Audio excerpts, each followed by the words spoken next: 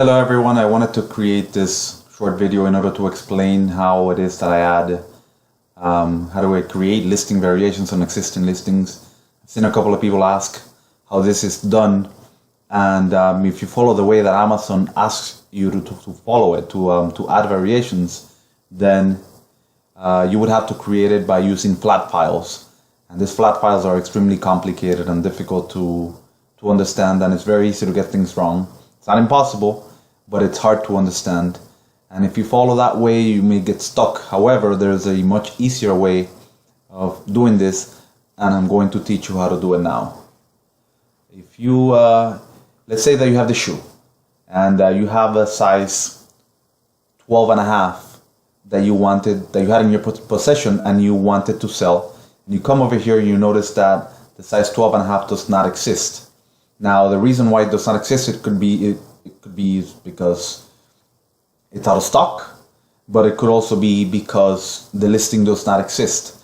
Now, if you look at my listing page, it looks a little different than yours. That's because I have an extension called RAV Seller, RAV Seller, which is this right here. This particular extension gives me this little box of information, which is very useful, as well as it gives me all the variation ASINs that are in stock as well as out of stock. So you would be able to see the ones that are out of stock that do not appear on this drop down menu. I found that information very, very good and very useful when you're working with a lot of listings that have variations. So I highly recommend for people to use this extension. I don't get a kickback from them or anything like that. I just, I find it very useful. Now, let's say in this particular case, you wanted to sell shoe size 12.5. You would come over here to Variation Viewer, and you would notice that the size 12.5 variation does not exist. This size 12.5 variation would need to be created. In order to do that, you need to go and add a new product listing. You go here by coming to Add a Product. Now you're going to create a new product listing. And now this is not new. This is an existing listing that you're going to add a variation to, but that is done by coming over here and creating a product listing.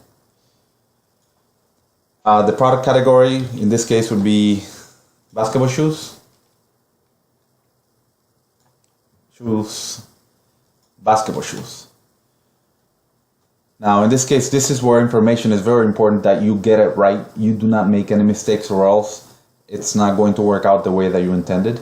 So it's asking you for the product name, and you would get it from the listing page. It has to be exactly, the product page has to be exactly as what's on the listing. The brand is going to be exactly as was on the listing, which is Jordan. The department is men's. The color, another really important information. The color is black and white.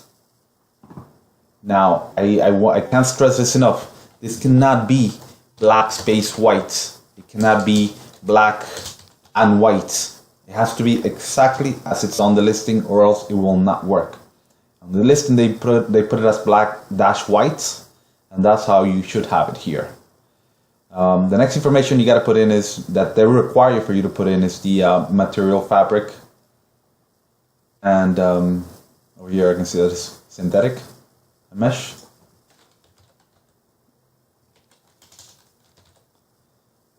There you go. And then after that, it's going to ask you for the size and the product ID, and you're going to skip that information. You do not want to put that information in this particular tab. After you put that information, you're going to go to Variations. And it's going to ask you to select the variation theme. There are three options, either color, size and color, or size. If you had more colors to this particular model shoe that you wanted to add, you would pick this one and add the sizes. But in this case, we just want to add a size, so we just select this. Now it's just going to ask you for the variation terms. The variation terms is basically the sizes. Now you have to input this information exactly as it appears on the listing. Even if you're misspelled, you have to select it exactly as it is. In this case, let's select the 12. And let's select the 13. Now you could go and add every single one of these variations, the 7.5, the 8, the 8.5, etc., etc. But I've noticed that you don't really need to put in any more than just 2. Once you put in 2, you can advance, and that will be plenty. I think you may be able to put 1, but I haven't tried. So I would recommend you put in a couple of these variations in here, and then you would add the one that you care about, which is, in this example, the 12.5 DMUS. And then you would select Add Variations. Now it's going to ask you to identify these variations that you're adding. And we know that we have the ASIN for the size 12 and the 13. So we're going to say, we're going to come back here to this listing, and we see that the 12 ASIN is this. It's an ASIN. And the market price, you know, they ask you for price. This isn't really necessary. Rather, it's necessary, but isn't really important. So you can add market price of $120. And then they're going to ask you for the 13. And you would copy that information. Say ASIN and market price. And now this is the new one that you have. Now let's say in this particular scenario, you have the shoe in front of you. So you know the UPC. So you would select UPC here, and you would input that information. I don't have this shoe in my hand, so I'm just going to input a random number in here and say market price of 120.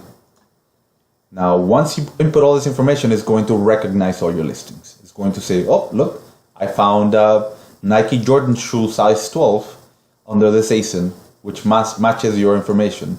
And the same thing for 13. Now, since this is not the actual UPC for size 12.5, it's giving me an error. But if it was the UPC for this size shoe, then it would work and it would give you the same check mark.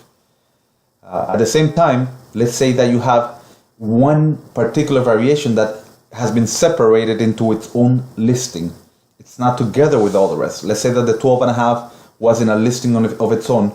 In that case, you would know the ASIN. So you would change this to ASIN and add the ASIN of that particular variation in here, and it would put them together, which is ultimately what you want. You want to be able to have all these listings together so that they get more exposure. So once you have all the information together, it's going to give you the check mark here, and you're going to be able to save and finish.